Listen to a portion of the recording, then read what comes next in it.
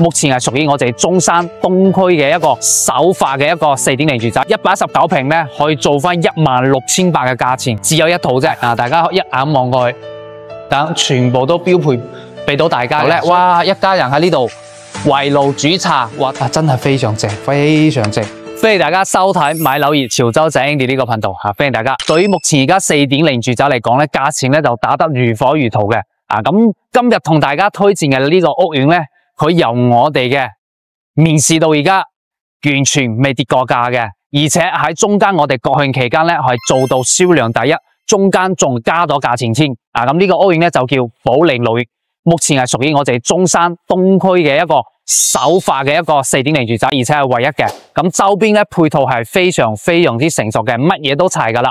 咁目前嚟講咧，周邊所有嘅以前嘅豪宅，包括而家有錢人全部照用喺呢度。咁目前佢呢度在售咧就3個啫，119平、139同埋172平，中間139平咧而家可以講係買斷貨噶啦，完全一間都冇噶啦。咁後期加推出嚟仲有3、4、5、6座嘅，最快要到我哋今年年底先會加推。今一期主要同大家介紹咧就119平神仙戶型，同埋我哋172平最拖嘅。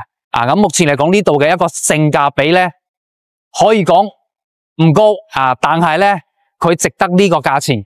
佢嘅一個最平而家119平咧可以做翻16800嘅價錢，只有一套啫，喺2樓價錢咧就非常之筍嘅。咁其他嘅中高樓層咧，佢價錢圍翻落嚟都會去到17000幾到18000幾蚊先可以買到嘅。咁呢個位置左手邊過去咧就係我哋盛景上方嘅一個直通巴士站嘅，1個鐘1班開翻到我哋香港。右邊過去咧就開翻我哋 Coco City 富力城 Top Park。中間呢條路轉過去咧就開翻我哋嘅遠洋大順，同埋我哋嘅一個東區嘅利和商場。10分鐘之內可以講咧，所有嘅商場同埋市區嘅醫院全部都可以去到嘅。所以點解呢個 location 佢而家個價錢咧完全唔會跌到？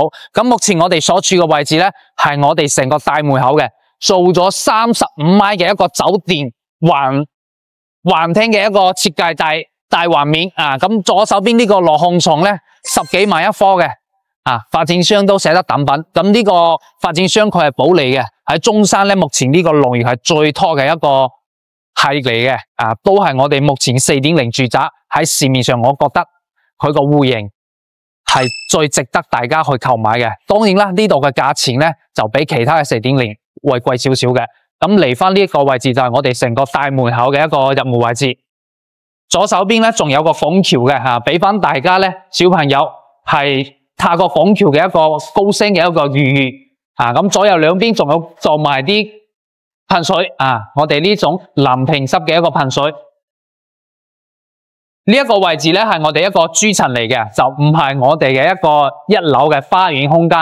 我哋入嚟嘅時候，如果唔揸車嘅情況下咧，我哋係有呢一條通道過嚟。咁之後喺左手邊呢度兩部 lift 先可以上到我哋1樓正式嘅一個花園區域。咁目前嚟講咧，我哋喺呢一個位置係做主層咧，係做咗一個下沉式嘅蘇州園林嘅一個設計。大家一眼望過去。Andy 高定體樓團免佣金，一站式置業，免費中港車接送，置業回贈38800蚊，聯繫電話61199646，還可數碼獲取詳細資料哦。嚟到我哋成個園林嘅一個中軸線呢一個位置，咁點解我哋呢個屋苑咧，佢感受周邊嘅一個置換嘅人群嘅一個關注？因為佢呢度除咗交通同埋呢一種配套便利之外咧，佢仲有一個水雲圈嘅一個省一級小學，就喺我哋隔籬嘅，即係有一個學校嘅一個加持。包括我哋隔籬咧，仲有2個公園加持，一個咧就係我哋一個華僑城公園，裏面咧仲可以飲茶嘅。平時咧早上嘅時候，我哋去嗰邊散下步或者係打下太極之類嘅。咁再遠少少咧，仲有我哋一個展馬嶺公園。呢個展馬嶺公園咧係中山最大嘅一個城區嘅公園嚟嘅，裏面咧仲有我哋嘅機動遊戲嘅小朋友玩嘅地方，仲有我哋嘅動物園等等。呢2個咧都係我哋呢一個片區5分鐘同埋10分鐘之內全部可以去到嘅公園嚟嘅。咁講完呢啲之後咧，再帶住大家睇睇我哋成個園區嘅呢個主層嘅一個配套。佢除咗呢個園區嘅蘇州園林配套之外咧，隔籬仲有我哋嘅一個宴會廳，同埋我哋做磚，同埋我哋一個室內嘅一個泳池。因為而家人哋做緊施工嘅，咁我哋由呢邊行過去先。裏邊係我哋成個售樓部嘅一個位置嚟嘅，包括而家我哋嘅沙盤，同埋我哋嘅一個平時休息同埋睇樓傾偈嘅一個地方。嚟翻呢一個位置咧，大家而家望入去，裏面仲有個宴會廳嘅。咁而家宴會廳仲喺度重新裝修中。好彩咧，之前 Andy 係有影咗嘅，俾啲好嘅傾頭俾大家望一望。咁我哋成個宴會廳行咗過嚟之後咧，呢度咧就有一個標準嘅一個泳池，哇，好靚嘅室內泳池嚟嘅。咁呢個咧，我哋平時都可以自己過嚟使用嘅。目前嚟講咧，已經有人喺度游緊水嘅，恆溫嘅一個泳池嚟嘅。咁再行翻過去嗰邊，仲有我哋成個做磚嘅地方。但行翻嚟到呢度，大家睇到佢每日都會開住呢種水池嘅，有啲小橋流水嘅一個聲音俾到大家。過到嚟呢度咧，就係我哋一個做磚嘅一個地方噶啦。大家睇睇呢邊咧，除咗有跑步機啦，包括後邊嘅我哋嘅瑜伽室等等，全部都標配俾到大家嘅。所以平時呢啲全部係私家使用嘅，我哋業主先可以使用。咁翻嚟嘅時候咧，我哋除咗游下水啦、做下磚之外，隔籬嘅公園等等，全部都配套俾到大家去使用嘅。咁睇完呢啲之後咧，如果有興趣嘅話咧，我哋就持續睇落上一場，再睇埋我哋嘅示範單位。歡迎大家嚟到我哋而家119平呢隻示範單位。咁呢度咧係兩梯兩伙嘅，不過呢一隻目前係我哋嘅異地嘅一個樣板間嘅，就唔係我哋實體樓發展商冇做出嚟。咁到時咧，呢度係我哋一個 lift 位嚟嘅。我哋翻嚟嘅時候 lift 位喺呢度，一開咧係單梯獨戶嘅。嚟翻呢一個位置，全部都係我哋私家使用嘅。咁呢邊就兩個窗口咁樣。呢度我哋可以擺啲花花草草啦，包括好似而家咁樣啲凳。我哋坐住換鞋。呢邊可以做埋成排鞋櫃嘅，等等都冇問題嘅。咁大家睇翻呢個 floor plan 先，119平咧，佢做到4房2廳2衛嘅。所以點解話保利龍悅咧？佢呢個屋喺我哋4.0裏面，我個人係比較睇好嘅，因為佢成個使用面積同埋我哋一個 location 啦，包括佢嘅裏面嘅成個間隔咧，我哋都非常之中意嘅。咁佢有一個特別嘅，大家睇睇呢個係我哋成個 floor plan 基數層咧，佢就喺呢一個位置我哋餐廳嘅呢一個位置出嚟咧，係有一個露台嘅6米高嘅挑空露台俾到大家嘅。呢一個咧就係我哋4.0嘅一個標註。咁如果係拗數層嘅話咧，就喺呢邊呢個位置呢個係我哋一間客房出面送咗一個露台，呢邊就冇噶啦。所以大家一定要睇清楚，基數咧就喺廚房出嚟，拗數咧就係我哋一個房間裏面嘅。咁全係咧都係標配咗我哋呢一種雙開門嘅一個設計嚟嘅，所以顯得咧我哋成個大門口係非常之大氣嘅。咁入咗嚟呢隻就係我哋而家做緊嘅成個示範單位。左手邊可以同發展商咁樣做埋成排嘅一個備餐台啦，包括我哋室內呢啲碌架位全部可以咁樣做嘅。呢度可以擺翻我哋啲室內啲鞋，出邊嘅話咧，呢一個入門花園我哋就可以擺翻啲室外啲鞋俾到大家去使用嘅。咁左手邊呢個位置咧就擺咗個餐台同埋我哋嘅 open kitchen 廚房。呢個咧都係我哋4.0嘅標配，非常之靚仔。大家而家一眼咁樣望過去，成個廳係開間，哇，真係好似啲2000尺咁嘅單位嘅。所以咧，如果我哋想喺中山買一間非常好住嘅，又有級別，後邊唔驚會跌價嘅話咧，保利龍悅係你一定要睇一個屋苑。咁我哋睇翻左手邊呢邊先，呢出面咧就係我哋基數層送嘅我哋個6米挑高嘅花園。平時我哋坐呢度咧，可以望到就係我哋園區嘅景觀。因為我哋賣緊嘅8、9座同埋接近將來要加推嘅一個7座咧，佢成個主露台係望翻我哋嘅一個盛景上風嗰邊嘅景觀嘅。咁我哋嘅一個收露台呢邊嘅話咧，係望翻我哋到時成個園區景觀嘅。咁大家呢個要記得關咗佢先。嗱，過到嚟呢度就係我哋成個廳嘅開間，4米嘅一個開間。咁交付俾我哋嘅時候咧，呢度係有個牆嘅，但係而家發展商完全 book 咗佢，我哋可以參照咁樣嘅一個做法，包括我哋嘅139同埋我哋172呢份牆咧，全部都可以 book 咗佢嘅。嚟翻呢度到時有個趟門，咁而家發展商係做咗呢一種封窗嘅一個設計啊。個人建議咧，大家都會跟住發展商咁樣去封，咁封窗嘅一個規格同埋一個樣式咧就好多嘅，就唔一定可以好似佢咁成塊咁樣去封，我哋可以幾塊咁樣分開，左右兩邊咧有啲窗咁樣，等打開咗之後，我哋就會比較通風。嗱，左手邊呢度就係我哋第一間房，呢間房咧有咩優勢？大家過嚟望一望先。呢度咧就係個7字形嘅一個衣櫃，做得非常之大嘅，上面咧全部都係中央冷氣，我哋全部係標配嘅。咁偶數層嘅話咧，佢出邊呢個位置咧就多咗呢個露台，期數係冇啊，記得期數層係冇嘅。呢個露台咧就係咁嘅一個形式，6米挑高嘅。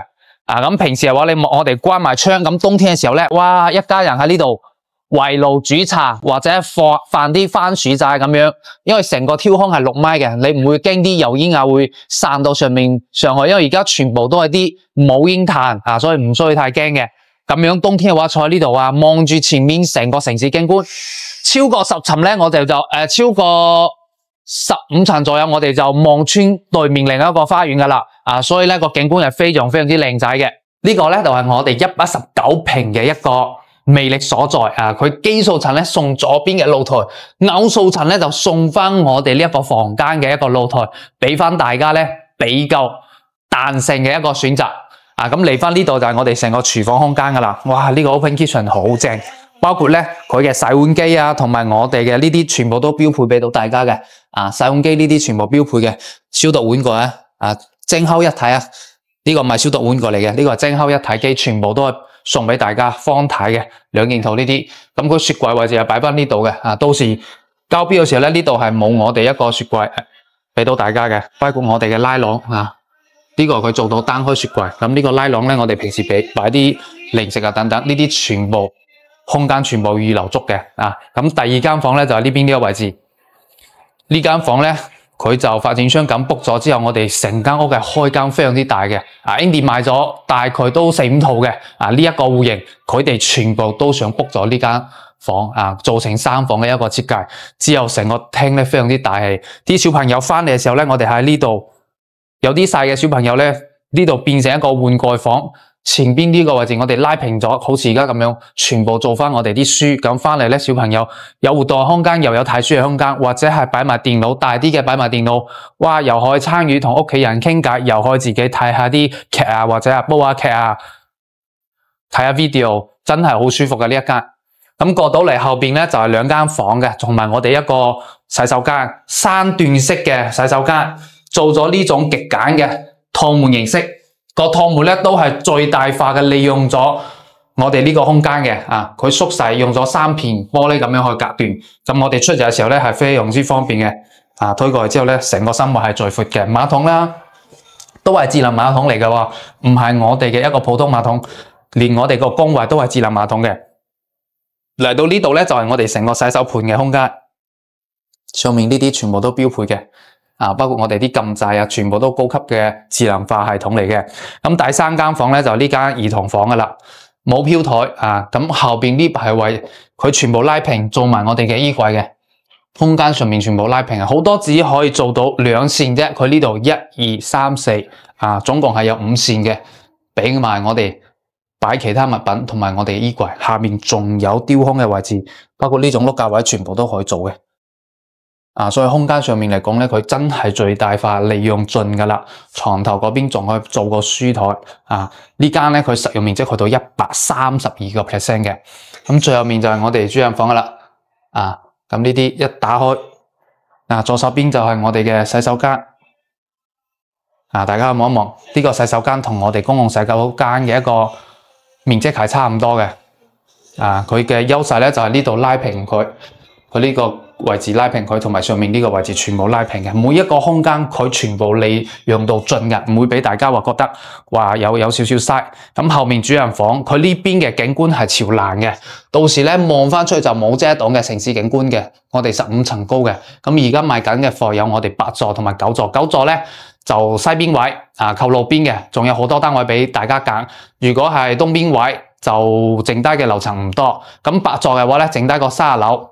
其他嘅基本上賣晒㗎啦，所以有興趣呢隻119平嘅朋友一定要事先聯繫翻 Andy， 咁我可以同大家到時鎖定我哋最新加推出嚟嘅第7座咁呢啲筍貨同埋樓層咧係非常之多人揀嘅，因為呢個片區成個東區只有佢係 4.0 住宅，周邊好多有錢人仲住緊之前嘅 3.0、2.0 嘅嗰啲好普通嘅住宅嘅。大家嘅眼光全部擺翻喺呢度，因為呢個 location 咧去邊度都非常之近嘅，10分鐘之內所有市區配套佢全部可以去到嘅。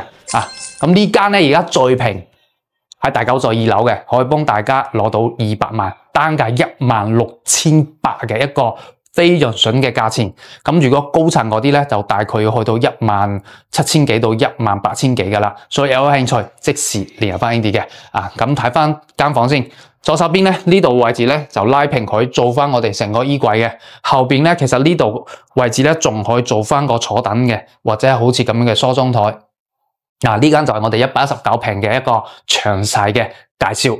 咁睇完呢啲之後咧，其實有興趣了解139平嘅朋友仔咧我哋都可以持續睇落去嘅，因為雖然我哋139平係賣咗嘅，賣完噶啦，但係嚟緊咧我哋年底仲有我哋嘅3、4、5、6其他嘅樓層會加推嘅，咁有興趣即時可以聯繫翻 Andy 幫大家預留名額，到時可以俾誠意金，即時先鎖定單位先。好啦，睇完呢隻之後咧，我哋就持續睇落去139、172即時外邊。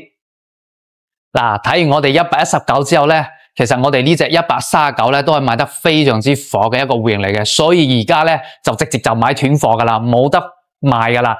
不過呢一期咧 Andy 都會同大家介紹下呢一隻嘅，因為嚟緊咧我哋仲有3、4、5、6座會加推嘅，所以呢一隻戶型咧都係再同大家再更新下佢嘅成個戶型。而家我哋喺我哋嘅異地樣板房嘅，咁呢隻139咧而家做成咧喺上面係用我哋實景嘅，等陣都可以俾啲鏡頭實景俾大家睇一睇。咁呢一度咧係有我哋嘅家私家電，所以呢一隻咧主要拍呢一隻為主嘅。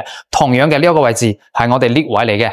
打開咗之後咧，門口呢啲位置都係我哋自己私家嘅一個空間。呢邊就2塊玻璃啦。咁呢度可以擺翻我哋嘅一個係燈。其實基本上3個戶型咧，入門花園可以講係一模一樣嘅。只係話呢一個位置大細唔同啫。咁左手邊咧就係我哋139平嘅成個 floor plan， 大家睇到139平咧，佢做到4房2廳3個洗手間嘅，佢總共咧有2個套間。咁偶數層咧，佢有咩特別咧？偶數層嘅話咧，佢喺我哋嘅一個套間裏面，第一個套間裏面咧，呢度係有一個花園嘅，6米 Q 高嘅花園俾到大家嘅。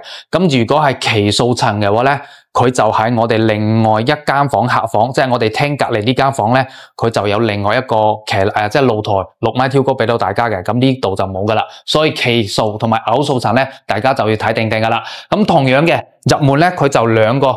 做咗一個字母門嘅一個設計嚟嘅，全係標配。呢隻咧就係我哋139平嘅成個空間，大家望一望。咁而家睇到有掛畫嘅呢一幅咧，同我哋119平一樣嘅，佢呢個牆咧完全可以 book 咗佢咧。咁 book 咗之後咧，我哋成個空間又更加開闊啲。咁佢嘅139咧喺我哋廚房呢個空間出去，佢就冇另外一個露台俾到大家嘅。呢個大家要清楚。咁左手邊其實佢嘅擺設可以同我哋119平嗰隻係一模一樣嘅。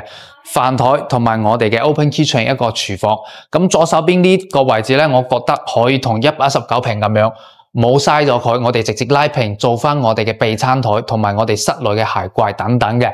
咁左手邊呢個位置咧，都係我哋全係標配嘅一個智能數控嘅一個面板。我哋全屋嘅燈啊、餐廳啊呢啲全部，包括我哋窗簾、包括到時嘅空調等等，全部可以喺呢度控制到嘅。咁我哋成個廳就闊好多噶啦。大家睇到頭先我哋係4米嘅，咁依家1、2、3、4。哇！我哋個廳接近我哋5米嘅139平呢隻嘅廳咧，係足足有5米咁闊嘅，非常之闊同埋大氣。咁左手邊呢間就係我哋第一間套房嘅形式。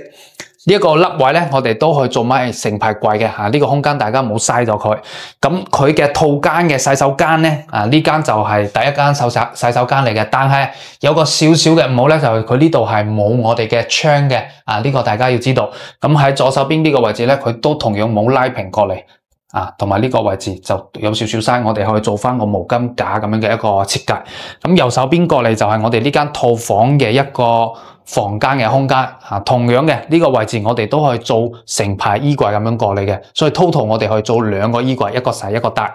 咁呢隻如果係偶數層嘅話咧，我哋呢個位置出去係另外一間房嘅，另外一個露空嘅6米挑高嘅一個景觀，望出去咧。就係我哋嘅園區景觀嘅呢隻139，到時加推出嚟嘅大6座嗰啲咧，望出去都係冇遮擋嘅景觀嚟嘅，所以呢一隻位置咧揀翻呢個空間都好舒適嘅，所以睇翻大家點樣去揀全係標配嘅中央冷氣，全部都有。過到嚟咧就係我哋頭先講到嘅5米嘅成個客廳係好大氣嘅。咁呢一個位置咧就係封咗窗之後嘅一個空間，唔交標嘅時候咧呢度係有趟門嘅。咁睇翻我哋封嘅時候咧係咪基數或者係偶數？如果係基數嘅話咧，就喺呢一個位置，我哋係另外一個花園6米挑高嘅花園俾到大家嘅。望出去個景觀都好舒適嘅。冬天嘅時候咧，或者係夏天，我哋係坐喺呢度做下 BBQ 或者係我哋平時種下啲花花草草，飲下茶咁樣嘅一個形式。咁買咗呢一隻嘅業主咧，好多人都揀翻呢一個位置嘅。點解咧？因為佢哋同我講咧，呢個場佢 book 咗之後，好似119平咁樣 book 咗之後咧，佢成個空間真係闊好多。啲小朋友啦，可以喺呢度玩，又可以喺出面個花園飲下茶，所以佢哋覺得成個空間真係似啲2-3千尺嘅啲豪宅嚟嘅。咁廚房呢個位置咧，同樣嘅，呢個咧係我哋嘅一個標配嘅一個充電嘅。咁我哋平時嘅話咧，放喺呢度即時就可以充到電噶啦。咁同樣嘅有我哋嘅蒸烤一體，包括我哋嘅洗碗機同埋廚房呢個空間位置咧再闊少少嘅呢個位置咧，拉廊同埋我哋嘅一個雪櫃。大家可以後期咁樣設計嘅，或者係做翻啲雙開雪櫃嘅，睇翻大家平時常唔常住嘅話，可以做翻雙開嘅雪櫃。嚟翻呢度就可以而家咁樣做翻啲榻榻米嘅形式。咁呢個牆 book 咗之後咧，成個空間同埋視野真係會開闊好多嘅。所以大家可以參考下119嗰一隻設計。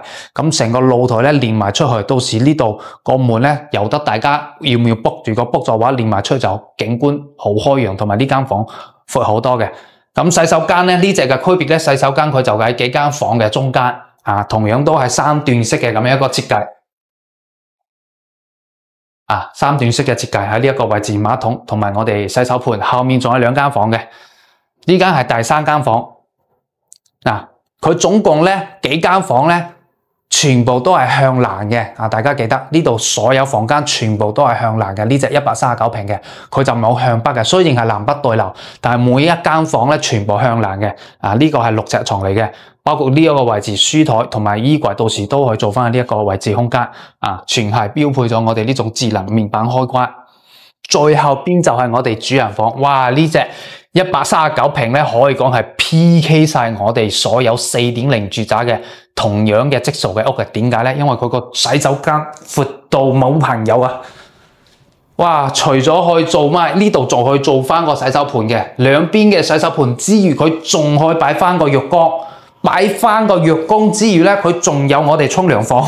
大家覺得呢間主人房咧，我就睇一次愛一次嘅，真係呢隻屋可以講咧係我心裏面嘅一個呢個質素嘅一個天花板噶啦，真係老實講。咁我哋嘅智能馬桶呢啲全部標配嘅。而且呢度呢間洗手間有啲酒店 feel 嘅啲風格。後邊咧仲有亮點喎，3面採光嘅主人房，呢度一面。咁到時呢度都係嘅。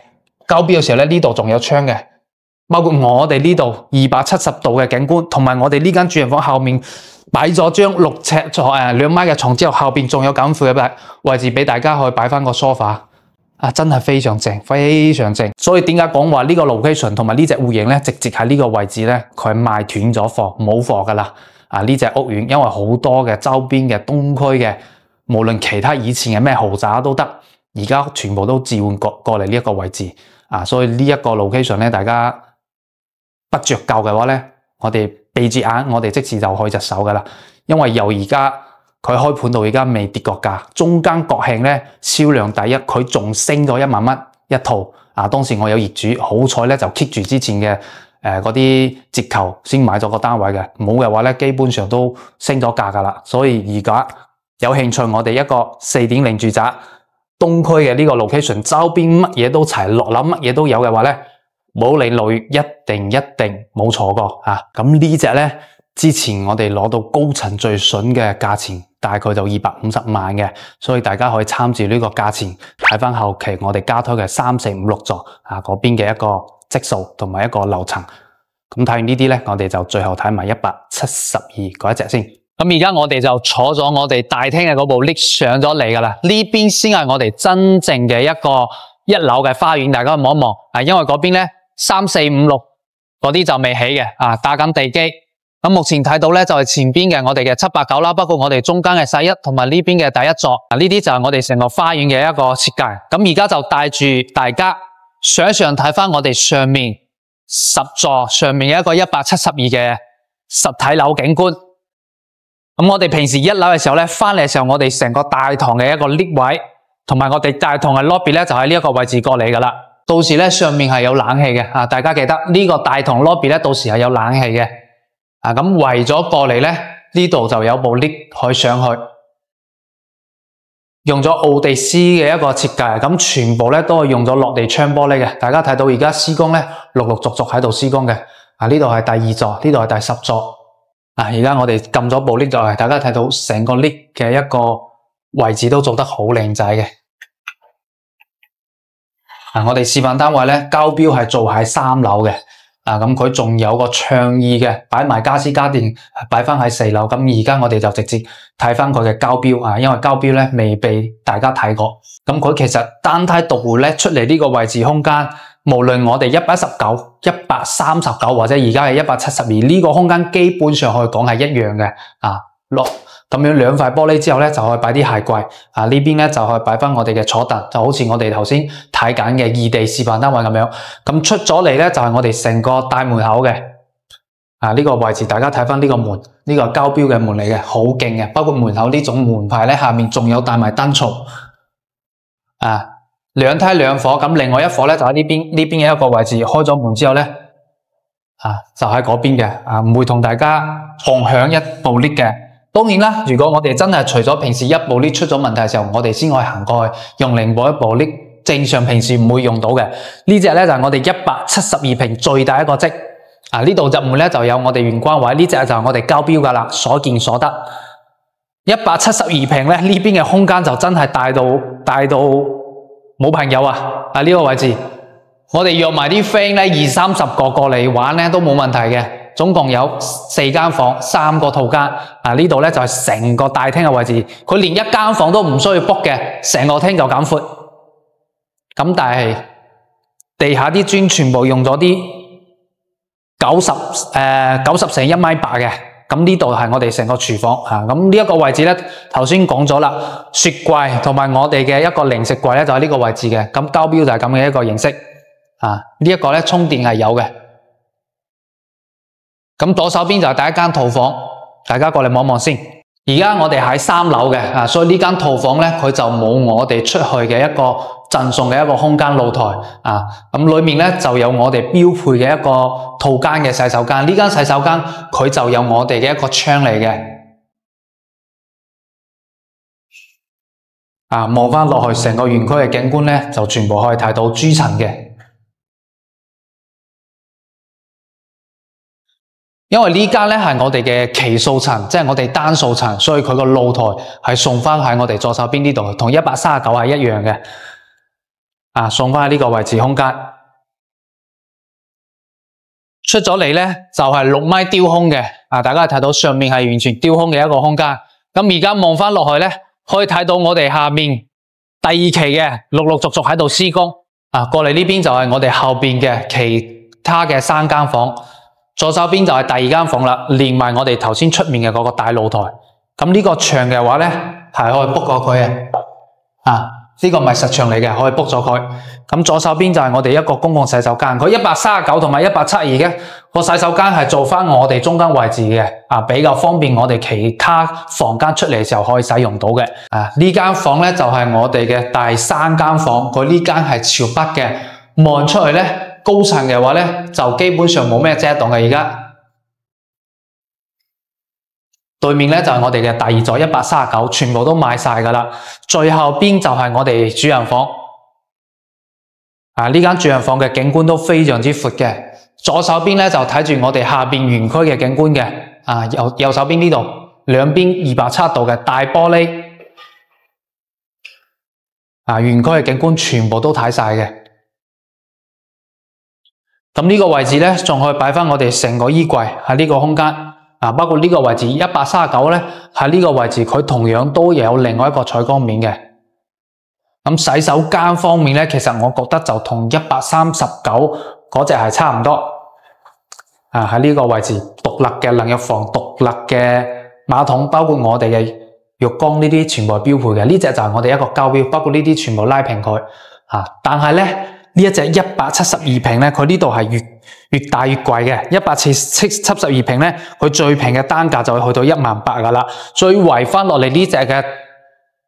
總價咧就要去到310萬左右啊，所以嗰邊250，呢邊310，相差60萬嘅一個差價，同埋我哋最平嘅200萬119平嗰隻啊，呢3個職咧，唔知大家會揀翻邊個？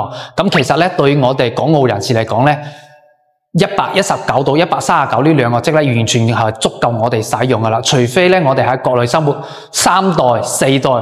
到我哋嘅5代堂咧，我哋先會買到172咁大一個職數啊，所以139、119咧係 Andy 俾到大家嘅一個首選嘅一個職數，而且銀碼唔貴，200萬到250萬之間咧，我哋就即時可以買到。呢度上車都係15%，如果200萬嘅話咧，大概30萬我哋就可以即時上車買到我哋一個119平嘅一個單位啦。而且咧，我哋可以直接喺香港求其一間銀行直接就可以電匯到我哋嘅發展商，俾翻港紙咁就 OK 噶啦。所以俾錢方式係非常之簡單嘅。如果要上會嘅話咧，只要提供我哋嘅日式證明，包括我哋嘅糧單等等，同埋身份證、回鄉證。兩公婆買嘅話咧，提供多一份結婚紙就 OK 啦。啊，咁我哋呢度係有專車接送嘅。想要睇樓嘅話，即時聯繫翻 Andy 上面嘅 QR Code、WeChat 或者 WhatsApp， 我哋即時安排部車去翻香港接送大家嘅。